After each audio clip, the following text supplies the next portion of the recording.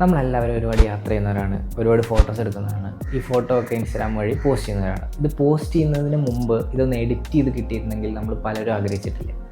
ഇത് വളരെ സിമ്പിളായിട്ട് നമുക്ക് ലൈറ്റ് റൂം മൊബൈൽ ആപ്ലിക്കേഷൻ വഴി ചെയ്യാൻ പറ്റുന്നതാണ്. ഇതെങ്ങനെയാണെന്ന് പഠിക്കാം.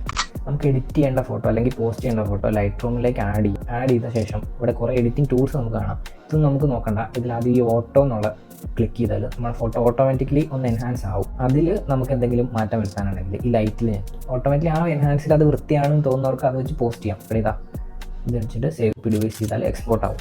മാത്രമല്ല ഇനി കുറച്ചും കൂടെ വൃത്തിയാക്കണം എന്നുള്ളവർക്ക് ഈ ലൈറ്റിൽ വരിക. ലൈറ്റിൽ എക്സ്പോഷർ അത്ര വേണ്ട, എന്നെ സംബന്ധിച്ചാൽ എനിക്ക് അത്ര വേണമെന്ന് തോന്നിയില്ല. അപ്പോൾ അത് കുറച്ചു കോൺട്രാസ്റ്റ് കുറച്ച് കൂട്ടി, ഹൈല ഷാഡോ അത്ര വേണ്ട, അപ്പോൾ അത് കുറച്ചു വൈറ്റ്സും കുറച്ചു ബ്ലാക്സ് ഇങ്ങനെ കുറേ കൂട്ടിയാൽ അത് കുറഞ്ഞു പോകും. നമുക്കിങ്ങനെ ഈ പോയിന്റ് വെച്ചിട്ട് ഇങ്ങനെ നോക്കാം എന്തോരം വേണം വേണ്ടത്, നമുക്ക് ഇഷ്ടമുള്ളത് അങ്ങനെ നിർത്തിയാൽ മതി. അത് കഴിഞ്ഞ് കളറിൽ പോവാം.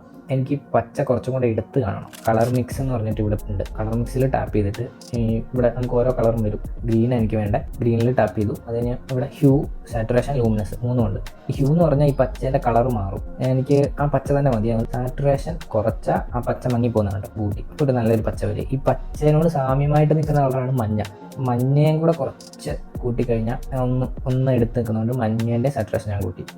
ഡണ്ണടിച്ചിട്ട് അതാ നോർമൽ ഉള്ളതിനേക്കാളും കുറച്ചുകൂടി എടുപ്പ് വന്നു ഫോട്ടോ. എന്നിട്ട് എക്സ്പോർട്ട് കൊടുക്കുക, എന്നിട്ട് നേരെ പോസ്റ്റ് ചെയ്യാവുന്നതാണ്. Thank you.